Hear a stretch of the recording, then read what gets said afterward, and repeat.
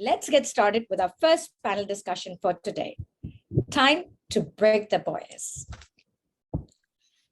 We can all agree it's time for us to uplift the voices of women everywhere. It's time for all of us to reflect on and celebrate strides made in women empowerment globally.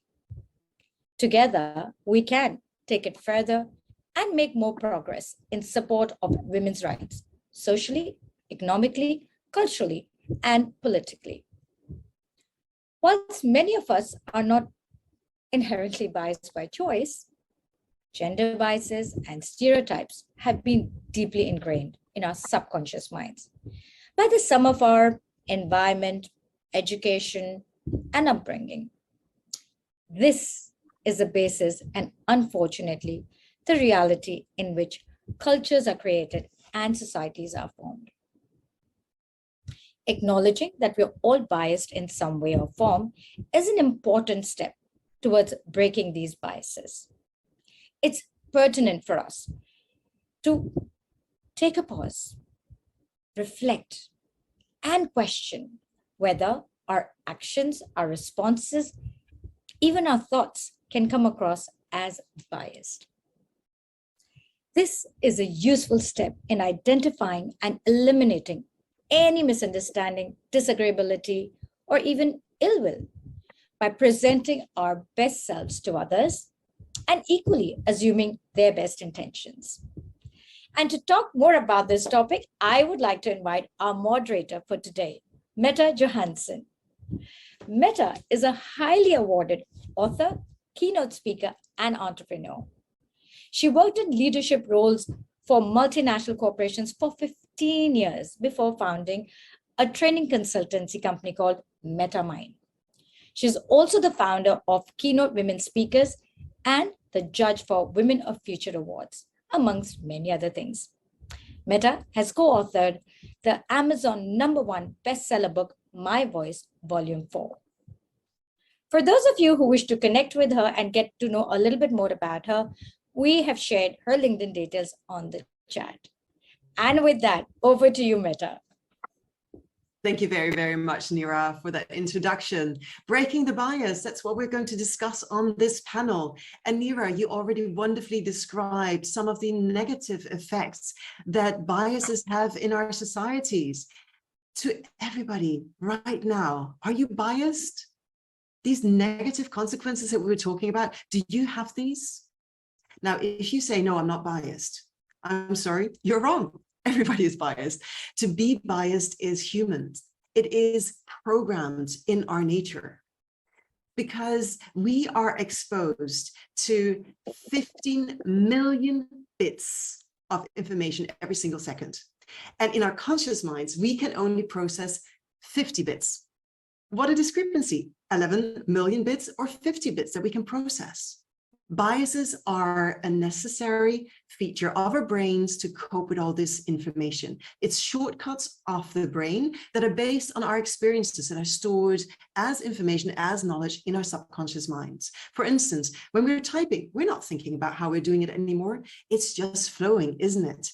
It's subconscious, automatic movements that are happening. And when you hear a loud sound behind you, you will jump to the side because you don't want that to hit you. There are a lot of processes where biases are necessary for our survival. Now, they also have negative effects on, for instance, being judged for who you are as whatever gender you are, LGBTQ+, whether you have disabilities, whether you are from a different socioeconomic background. We have so many biases that are a basis of what we have stored in our subconscious minds. The World Economic Forum says that there are 180 cognitive biases, different categories of biases that we all are having to deal with in our daily lives. Now, they range from, for instance, groupthink. You probably know about this. In a meeting, everybody starts talking about the same thing, and you think, why is everybody following this person? Groupthink, it's a bias. We are biased towards what the group thinks. Another bias, I love the horn effect, where you see somebody's messy desk, and you extrapolate that to everything the person does in terms of, oh, this person must be really bad at their job as well. Or the opposite, the halo effect. Somebody is charming, and all of a sudden we think that they're great at everything they do. They're confident. We think that they're great leaders. There's no link whatsoever. There's no correlation between being charming and being competent, or being confident and being competent. In fact, there's a lot of people who are being promoted because of this halo effect. And that's how we end up with quite a few narcissists in the C-suite. So yes, biases are all around us. It's not just for the inclusion area. Biases are necessary for us to survive as human beings, and they often have negative effects as well. That's why we need to break the biases. And that's why I have a panel here today that I'm very excited to introduce to you. First of all, we have Kripa Patel. Kripa is a life and wellness coach with a long history in several of the world's leading banks, including Standard Chartered, working in London, Sydney, and Singapore is what I saw from your LinkedIn profile, Kripa. Next, we have Aratna Dayal. She is an entrepreneur and investor. Welcome. She is the founder of Access Alt Asia, a global investment club, and a proud member of 2 feisty teenagers. Then there is Meenakshi. Meena, as I know her, she is a director, digital strategy and client engagement at Citibank here in Singapore, where I'm also based. And in addition, she is very passionately driving City Women, the ERG for women at Citibank. And I've been very honored to work with her in the past as well. Then we've got Sherry Van Cleave. She is a transformative digital executive who has led change programs for Standard Chartered and Wells Fargo, and helped over 20 Fortune 100s accelerate their innovations to market. Prior to that, Sherry spent 10 years scaling humanitarian work in over 100 countries and still serves global NGOs like Opportunity Bank and CARE. I will start with a few questions to the panel, and afterwards you will also have the opportunity to ask questions to the panel. If they come along, drop them in the chat box. I will be trying to keep an eye on that as well. At the end, if I missed your question, do post it again. And to all panelists, if you have something to add to what somebody else said, please raise your hand, give me a sign, and I'll make sure to also give you an opportunity to add to that particular question. Now, Kripa, I would like to start with you. What does break the bias mean to you? Actually, I think break the bias. Neera covered it really nicely, but I'm going to just give my view in three steps. Everybody has biases, and I think just acknowledging that we have these biases, identifying these, and be consciously aware of them is one step of the biases. Secondly, is how can we proactively manage these biases and make sure we're more inclusive, more fair, and just be proactive around these biases. The third step is also that a whole awareness, making sure events like this, it's fantastic because we're bringing out that awareness that we all have these biases, but let's work together to make it a better place. Now, yeah, I think in a nutshell, that's what I'd say break the biases. And I'm going to just give you one example of an incident I had in one of my jobs. I was saying to one of my colleagues, why is it that as a woman, I have to organize all the D&I kind of women activities events? And he said, Kripa, we don't see it. We don't realize it. And I think that's something I'd like people to take away. Sometimes people don't see the biases that they're creating. We just need to be more proactive and just make them aware. Did you realize? And then they'll be like, because intention is not bad. Intention is good. Thank you so much, Kripa. Yes, absolutely. Privilege is invisible to those who have it, meaning that, yes, it's better for somebody who is being on the receiving end of biases at the workplace to run diversity and inclusion events and initiatives. On the other hand, we definitely need the men as well, and we'll get back to that later as well. I would first like to go to Meena, though. What are some of the biases that you see? at the workplace today? That's, I mean, I think you started off with some of those biases already, Mete. So I guess the halo effect and horn effect. So those are some things that we actually come across in the organizations.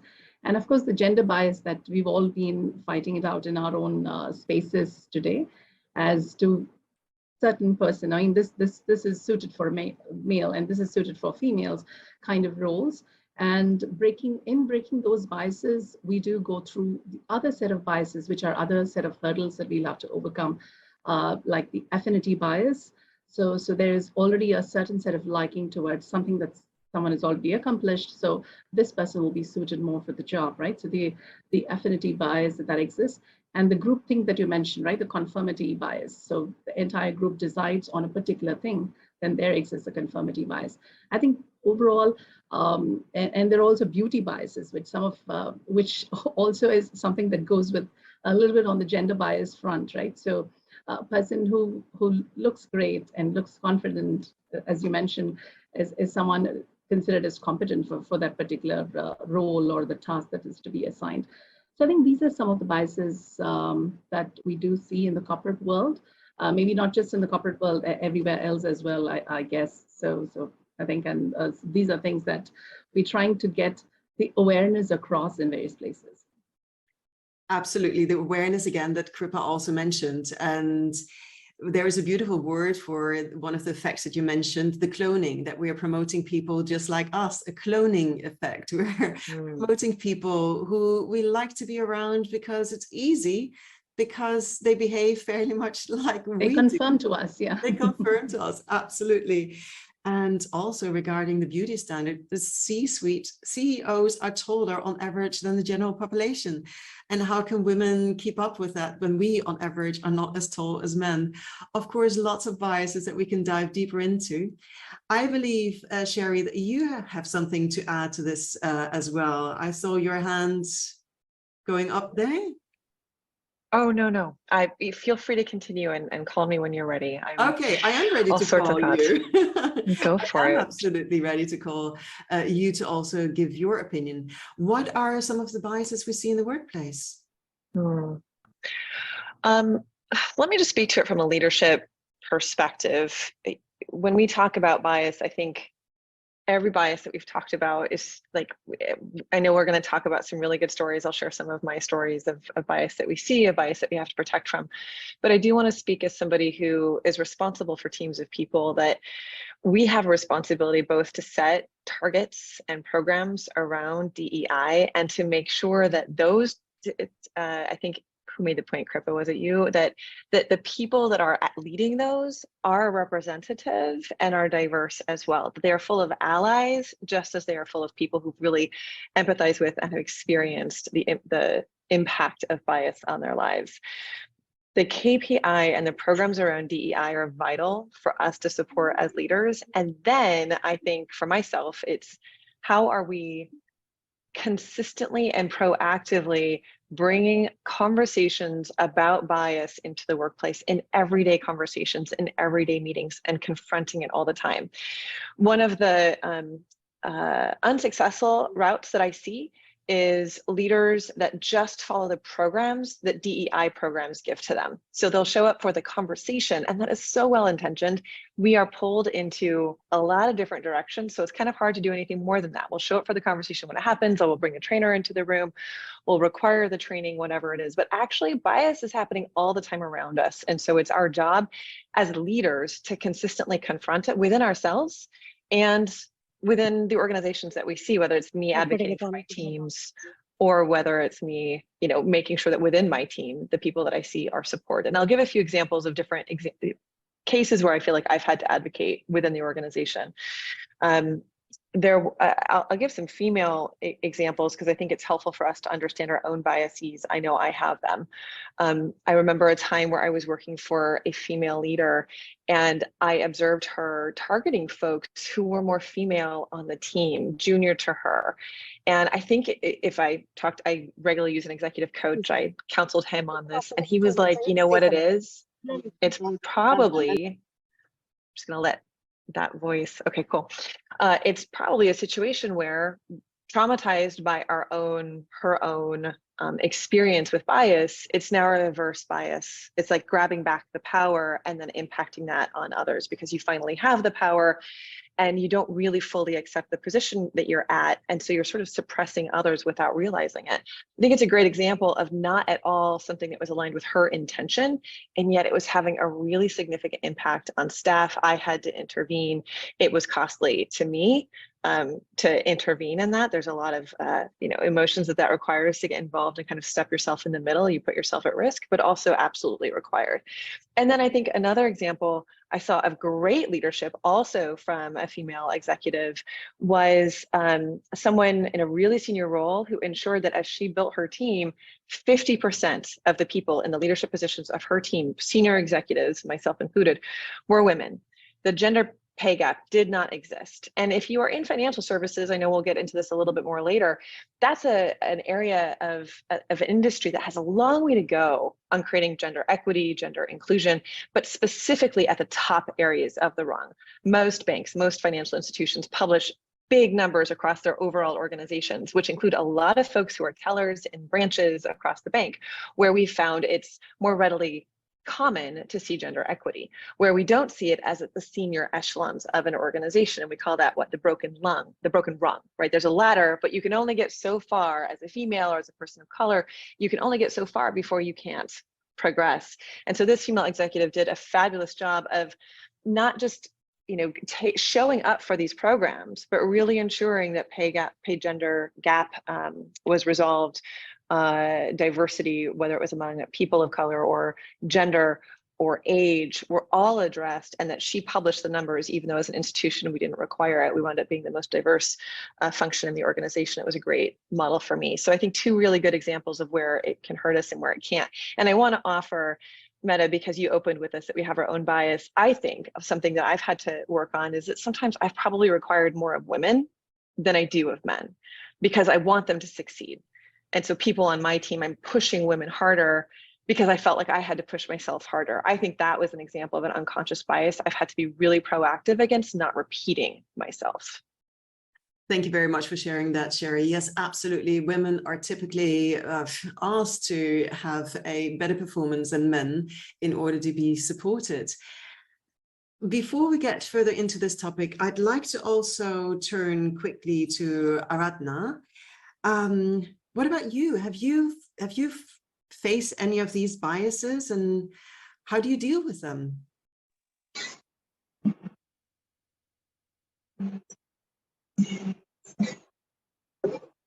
Have you faced? I hope you can hear me.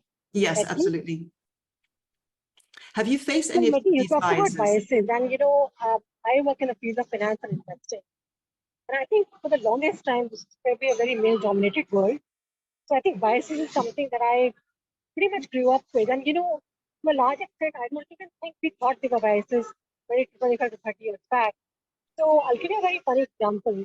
I was on my first board of directors at 27, and everybody else on the board were, 40, 50-year-old, 60-year-old men with leather patches. And, on their courts and, just really very experienced people. And they were very kind to me. They obviously took all my suggestions and everything else. And I think eventually they took all the decisions at the bar when I went home. And I had young babies at that time. So you can imagine so many biases coming in, thinking she's a young person, she's obviously has babies to look after. So we'll be gracious, we'll take our advice, but it doesn't necessarily mean that we're involved in a decision-making process. So I think that the biggest bias in my field that I have seen is involving women in senior decision-making roles. And so I think that's something I really work towards, which is, including and involving women in real decision-making roles. I think that's where the big gap is. If you look at the workforce pyramid, look at typical Goldman Sachs class. I would say the analysts have a 50% split between men and women. But by the time it gets to managing director level, that split probably becomes 80%. And by the time you get to the board director level, it's probably 5 to 95. So I think that's a big bias, and that I think definitely needs to be corrected. The other big bias that I've seen in general in the investing world is that women founders of companies get very little funding. as compared to, for some reason, male founders. Male founders just seem to be a little more competent, and people understand what a startup life is. It's very long hours, grueling work, it's a lot of persistence. And I feel in general, people feel that because a woman is looking after home and kids and babies, it'll be a little difficult for her to manage food. And, can they, whereas actually the opposite is the truth, which is that women are a lot more persistent, a lot more consistent, a lot more stable, so they can actually, and a lot more compassionate. So I think they can really work towards greater social ROI with internships. But unfortunately, the investing world does not reward them with a lot of capital and funding. So that's something that I've seen firsthand, and that's something I'm certainly trying to change. And we try and fund a lot of women-led entrepreneurs, not because they're women, but just because often we find them better or equally capable to them. So, thank you very much, Aradhana. So it does sound like it is tougher for women in finance. All of you on the panel being in the financial industry in one way or the other, or having been. Now, I'm also very pleased to have seen this, the broken rung on the letter, that we have seen a woman climb all the way up very recently. March 2021, Jane Fraser became the first woman of a major Wall Street bank. And Mina, you are working with Citibank. What has the impact been of having a woman being able to climb all the way up against all odds, as we're hearing from several people on the panel today? Yeah, that was a big moment for all of us. I mean, she was the Global City Women co-chair prior to becoming a CEO as well. So she has truly inspired all of us. And since she's become a CEO, there has been a lot about humanizing the organization values and speaking a lot about diversity and inclusivity, and you'd have seen it. It is all on the air to say that she defined all the pay equity gap, and that was addressed, and a lot of metrics around what is it that we're going to look at in terms of inclusivity goals, and the numbers were being published. The very fact that there is a self-identification within the organization of such numbers of where we are, and the CEO boldly trying to come up front and say that this is where we will get to in 3 to 5 years, has actually given a lot of confidence, built the confidence in the organization, and it's part of everyone's scorecard. So that really helps the organization move ahead, and everything around, I mean, the whole set of the women networks or the different diversity groups and networks across the organizations have become a lot more prominent since she's taken over, and there's a lot of focus. And in the very own space of breaking the bias, we've entered into the male allyship journey, which is something it's really taken a lot of prominence, especially in Asia, because we started it out first with an external organization trying to develop a program for our men to be aware of all the microaggressions, to be aware of all the biases that exist, and stating examples, getting them to go through a 90-minute workshop of sorts that we've designed that helps them to go through a few case studies and helps them to resonate with us, with that, and reflect and change the culture from within. So that's the biggest mover since Jane has taken over. And I'm sure all of that in the paper is something that everyone is aware of in terms of representation goals and the pay equity gap. So it's a lot has happened since she's taken over. And that's a huge confidence for all of us women, so, and the way she says, take me as an example, right? So for flexibility, do the banks offer flexible working hours? And in each of her conversation, she brings it across and she speaks about her family, and that resonates well with a lot of women, right? Because speaking about your family, speaking about your personal life actually makes you feel this person has a lot of personal fulfillment as well as a professional accomplishment, and you will be there too, right? So that builds that confidence. That sounds that's really giving us all a lot of hope. That's fantastic to see. Really pleased to hear. You spoke about some microaggressions just now, Mina, and I'd love to hear from anybody on the panel. What are some of the microaggressions that we as women are exposed to, and how do we deal with these? Who would like to go? Sherry? Boy, Meta, that's, I want to give, I think, maybe two examples and build on one that you said at the outset, that the people who are at the top tend to be taller. I think two, I'm going to call it microaggressions and micro omissions.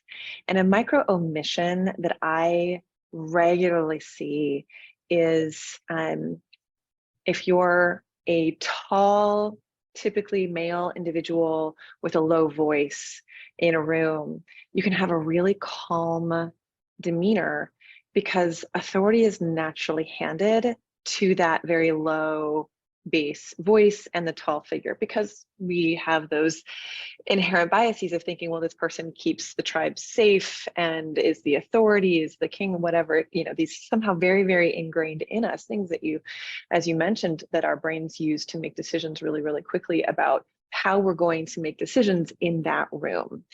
And I think what I therefore see is so many people around the table, women or men, aren't heard as much if they don't fit those characteristics. There's been a gentleman on my team over the last 2 years now who has a really quiet voice, a meek demeanor, and incredibly competent. So like you said, he doesn't have that charisma, and so he's not going to get that bias that equals confidence. So there's an omission affecting him that's micro level because it happens every day in a meeting room when he walks in. Because he has a soft spoken voice, it's not something that a vocal coach is going to train him over. He has a soft spoken voice, and that room doesn't give him the space. That's really common among women. I think it happens among men too. And to me, that micro moment of handing the floor to this figure or this voice that we are used to, it is leading to consistent, I see it all the time in, whether it's a dinner party, whether it's at the workplace, all the time, it's leading it to become really hard for people who do not fit that mold to move forward. And conversely, I see that a lot of people who are trying to break the bias, women in particular, will have to create a very strong projection of their voice to overcompensate for that. And so they create this loud voice, aggressive. Sometimes we have to cut folks off to get into the conversation. And I bet you guys can relate to this. And then all of a sudden, if you're a female, you're not likable anymore. And so now you've broken all sorts of new rules just to get to the table.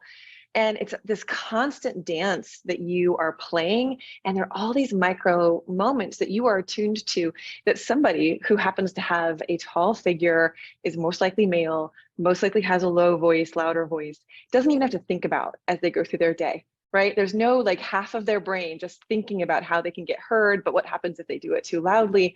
Whereas I bet every woman on this call right now has had to balance, okay, but I want to do this, but I don't want to be perceived this way. And half of our brain, maybe not half, but a good portion of our brain is constantly dedicated to that. And it impacts our ability to fully show up, fully bring ourselves. It's just a part of what the journey that we are each on right now. Thank you so much for sharing. Yes, I like to describe. Actually, if I can add to that, Matthew, for a second. I genuinely feel that that's very correct. And I feel that these biases are held not just by men, but by a lot of women as well, even workforce hierarchy. It kind of starts very much, in girls growing up age. You have to look a certain way, you have to dress a certain way. And I think more than just looks, it also translates into your mannerism. If you are very assertive, you are seen as overconfident, or you're seen as obnoxious, right? Or a little too much. If you're very polite, as a have a quiet demeanor, you are seen as assertive. So I think women can very often do nothing right. There's a lot of inherent bias when it comes to dealing with women in workforce. Whereas I think if a man is quite, he's seen as intellectual. If a man is quite articulate, he's seen as confident. So I feel like those very inherent biases that are just in the last 4 centuries, and they often start at home as well. Girls are often asked to be more polite, be more courteous, be more quiet, more softer. So I think a lot of those biases start at home. And I think if we really want to address the workforce, then we have to start addressing them at home. And really telling both our sons and our daughters that, their demeanor does not necessarily reflect their personality, their intelligence, and their capability. Thank you very much, Aradhna. It's a little bit difficult for the audience to hear you, I see from the chat box.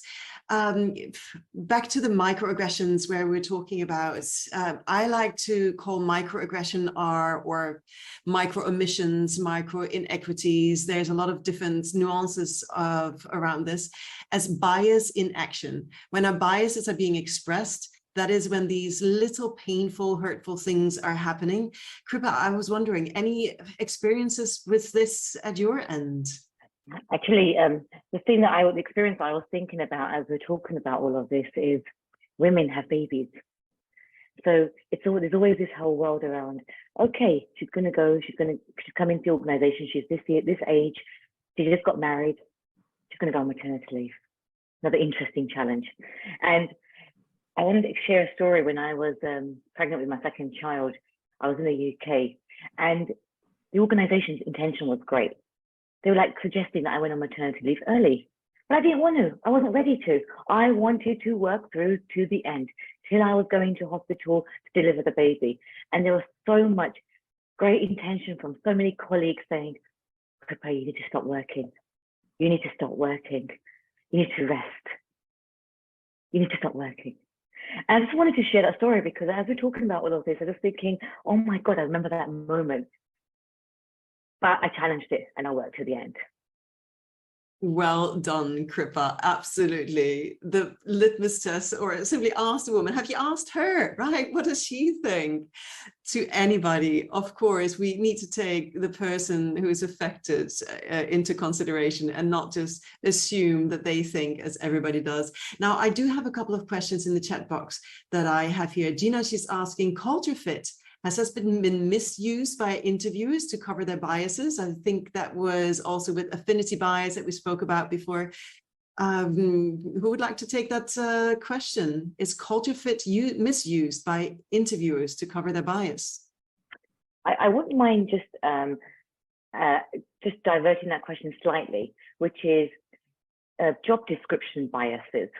So I don't know how many organizations or functions or teams actually go through each of their job descriptions and validate what the percentage of bias is, not just from a gender perspective, but from the location that you're hiring in, from do we actually proactively put that this opportunity can be done part-time? Do we put out there proactively that this role can be done by a disabled person? Do we reach out? Do we go to that level of extreme? And there are platforms out there, free platforms where you can just copy paste your job description and boom, it will tell you what bias you've got. Absolutely. Okay?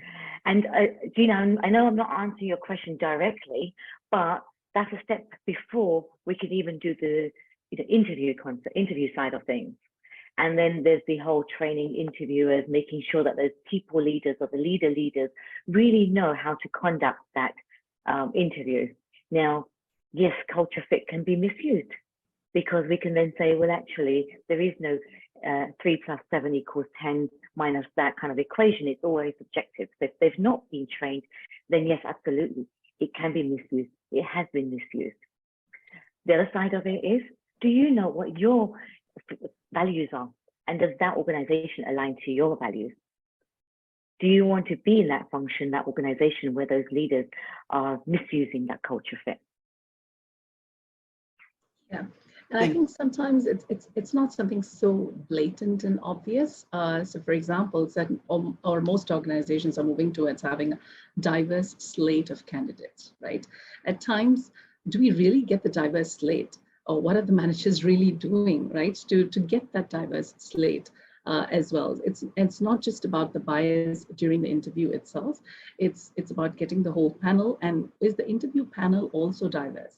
Those are things that we're doing as part of our organization to have those in place so that when the interview panel and the interviewees are a set of diverse slate, the panel seems to have a collaborative discussion where they can actually help to identify each of their blind spots and get the whole team self-aware about taking in recruits for key positions. Right, so those are small changes that we need to bring about, and very valid point from Kripa that job descriptions. We had one such discussion where we picked up a job description, and it was very much focused, which actually will scare any woman when she reads through the entire job description, right? So this was a lot more male focused, though it didn't call out that it's only a he who can do it, but it was. It was looking more like it will offer flexibility. It had mandated travel and a whole host of stuff. So those are things that we consciously wanted to remove so that it is a little more open to any kind of talent that wishes to come in and apply for those. So those are conscious things that we'll have to take at every level in the organization, not just at the top leadership recruitment. Thank you very much. I have here another question from Naisha. While meritocratic reward systems like pay for performance and billable hours may seem equitable, they paradoxically increase gender inequality. One study found that managers in explicit meritocracies were less likely to award pay fairly and more apt to act on biases, such as by giving women smaller rewards and funding. Any views on this? I think such biases do exist, but whether they are using the organizational framework to continue with those biases, I guess that is where all of the voices within the organization need to get a lot more powerful to be able to raise those. And anyone should feel empowered to raise or call out those biases. And just to add on to Meenakshi's bit, the voice can come from anybody, any area, any level. It doesn't have to go from top down. Because I used to sit in this committee where we look at all the salary increases, the performance ratings and things like that. And then you say, okay, are we saying that there's 20% female and 10% of them are 30% of them are underperformers because of the rating we're giving them? So it can be challenged at all. We don't have to wait for the message to come top down. Again, people don't see these biases. They don't realize until we point it out. Just a reminder for everyone, point it out. Thank you very much. Shari, anything from you to add on to this part of the conversation?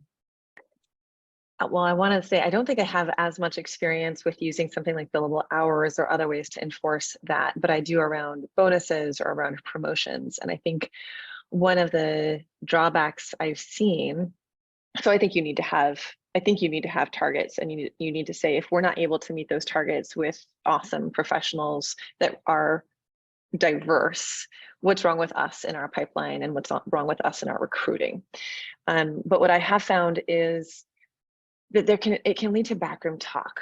Yeah, I remember, for example, there's a famous book written about one of the organizations that I worked at, and it's published by the organization, and in countless lines it says the men of organization X, the boys of organization X, and it's almost this glorification and pride of how this organization was founded by men. And I thought, and it just was really surprising to me that this book that was written like 1 or 2 years ago was, so glorifying the role of men, rather than this is an organization with a really diverse footprint across the globe. Like, aren't there other ways for us to think about the people that pioneered and made this organization and maybe didn't even have the voice at the table that they should have? That wasn't the way that this author went. And I mentioned it to a colleague at the office, and he said, "Oh my God, are you going to go the DEI direction again?" And it's sort of like that. I think that can happen when we have the conversation around, okay, are we meeting our targets? It can lead to this, oh, well, I want to put, like, do we have to go that? And it's creating a false inflation. And there's a real, I think I'm going to use the term resentment, I think, that I'm seeing from folks in regards to how they feel that goals or KPIs or other ways that we use numbers are affecting progression with equality across the full matrix with the full diversity, including men and our allies. And I think that is a conversation that we still really need to break through, and that to reach our targets, we have to be talking about it differently in terms of what do we need to be doing about a pipeline, doing it early, doing it proactively to make sure that we've got the right candidate slate. Why don't we have the right folks at the table if we're requiring these promotions to be diverse and we don't feel like we're able to do that in the right way? Because the population certainly reflects this diversity. So I think it's on us if we're not able to do that. I want to just give a brief I'll give a different example of that. If Meta, do I have a second to go a different direction? Yes. Cool. The conversation on culture fit made me think of my days in Silicon Valley, and if you've heard the term like bro culture, or you've read about gender issues and challenges in Silicon Valley, I will tell you from having lived and worked there, it's absolutely real. It's a real challenge. So working in the financial industry has been one way that I've seen that. Seeing the different ways that it shows up in Asia is one way I've seen it, seeing how it shows up in the US, and then also really specifically how it shows up in Silicon Valley. I lived in Silicon Valley during the Me Too movement, and I was good friends with somebody who was a general manager, general partner at the top venture capital firm, one of the top venture capital firms. If I said who the venture capital firm was, like everybody on the call would know this organization. And their response to Me Too was, well, I am not going to meet with women alone anymore. I'm not going to take pitches from women alone anymore because it puts me at risk. So this person, of course, he got the Mercedes van that drives around as an office and meets and takes pitches, and he'll do it with guys, but doesn't want to do it with women because he's concerned about how now with the Me Too movement, that could cost him his job. Of course, I said to him, oh my gosh, if you're not going to take pitches from a woman, you can't take a pitch from a man. Like you cannot create this environment of protecting yourself that continues to suppress the opportunities and the voice that women have at the table. And so I think the way that people take targets, or the way that people interpret that information and come up with a policy around it, can absolutely have a reverse impact on the real conversation, on the real impact that we are trying to achieve in our organization. So we as leaders of people, leaders advocating DEI, we have to look at what is really pushing numbers forward, what's really progressing it, what's really progressing the conversation, what's really progressing the sentiment. And when we see that we're causing a resentment, we have to address that head on as well, because that will build, that does hurt how we're progressing.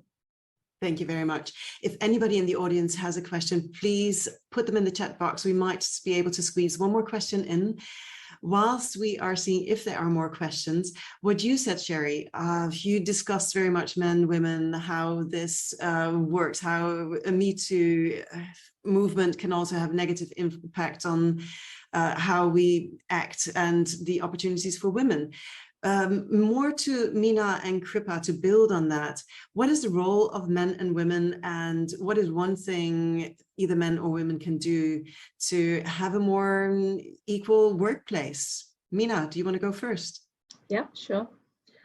I guess this is the journey that we are currently on. So basically giving a slate of things that men or women, or a set of template where we've called out through our focus group sessions on how the biases have affected them, how they have reflected on those biases, and given our male advocates. So we've formed a club of men called the Male Advocates who are going to help alleviate these biases. And with that whole cohort, we're teaching them what is it that they really need to be cognizant of when it comes to these set of different biases. Where do they exist?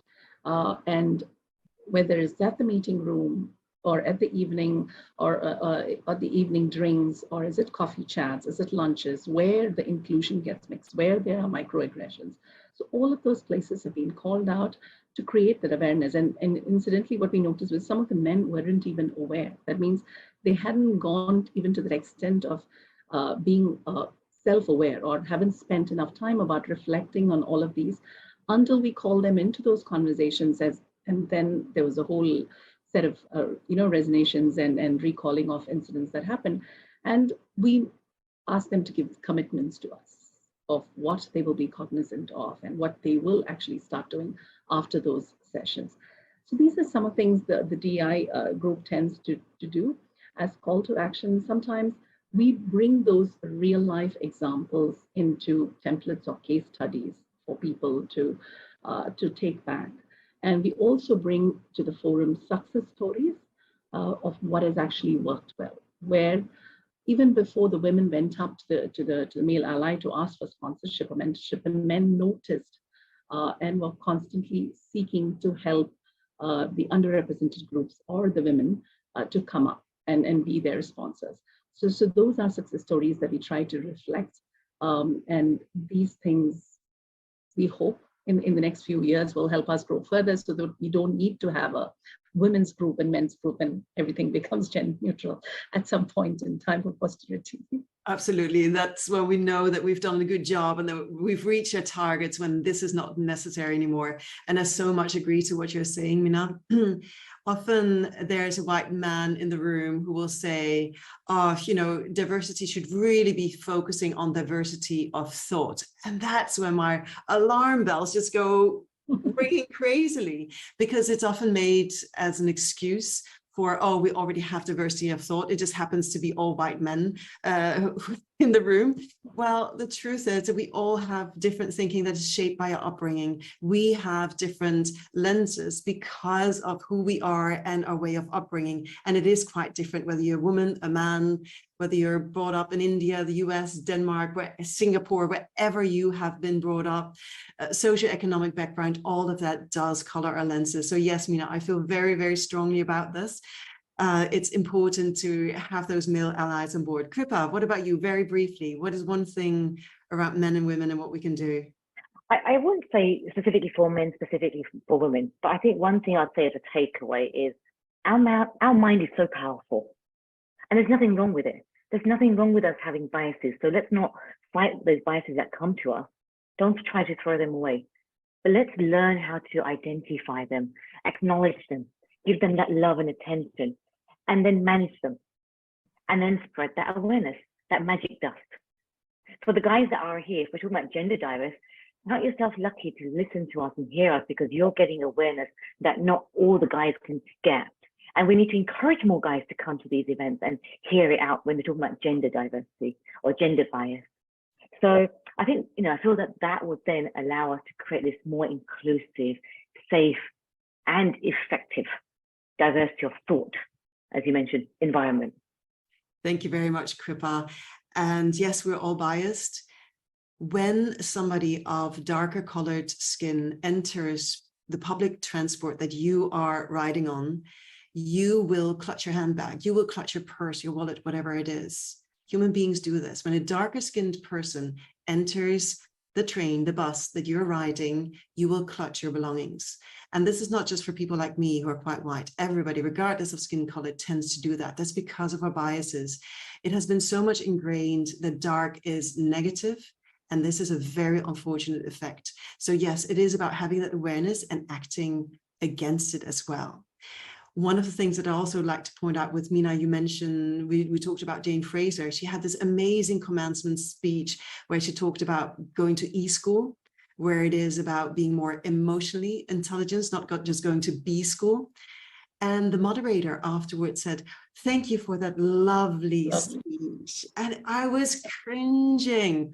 That is how deep bias is run. Even the biggest bank, the largest bank of the world, the CEO is speaking. And what does she get? She gets a lovely speech. Not inspirational, not powerful, not amazing. Now, you are all amazing on this panel, powerful, inspirational. I would like you to end up with one sentence that you would like still to share with this crowd. Very, very quickly. Sherry, one sentence for the audience.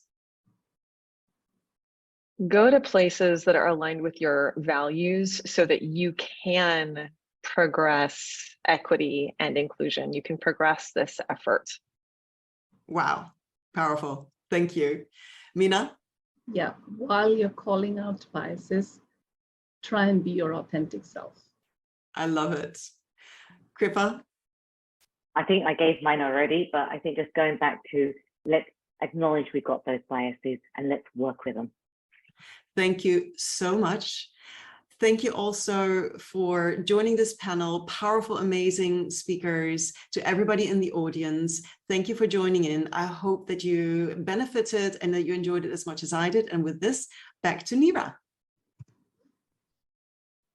Thank you. Thank you so much. What an amazing discussion. And thank you, Meta, for moderating this absolutely wonderfully. And thank you, Sherry, Aradhana, Kripa, and Meena for being part of this discussion and bringing your valuable insight to this topic and being so candid and honest about, you know, how it has affected you personally and what you're doing about it. So thank you very, very much. And to all of our audiences, please feel free to connect with our panelists and our moderators. And thank you very much for all your questions and comments on the chat. And of course, before we leave, let's do a group picture. Shikha, would you help us with that? Okay, big smiles.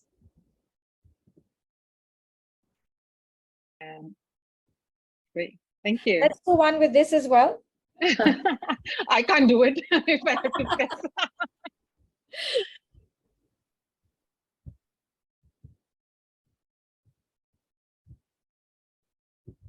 Great, done. Thank you. Well, thank you, ladies.